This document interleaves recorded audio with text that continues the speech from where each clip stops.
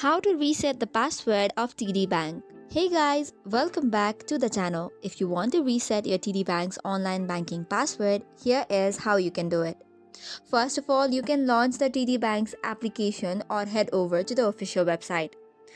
Then after, tap on the login button, which is on the top right corner, to head over to the login portal.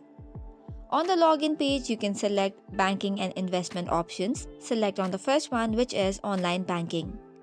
After that, on the login portal, see for the option Need help logging in or tap on Forgot username and or password. This is right below the login button. Tapping it should take you to another page where are different options that you can select from. Either you need help with username, password or both. So select on the option of password and it will take you to another page for verification.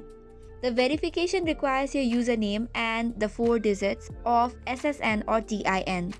So just give in your username and the last 4 digits of SSN.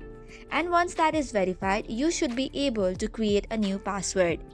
That's it for today's video. For more such contents, do not forget to hit the like and subscribe button.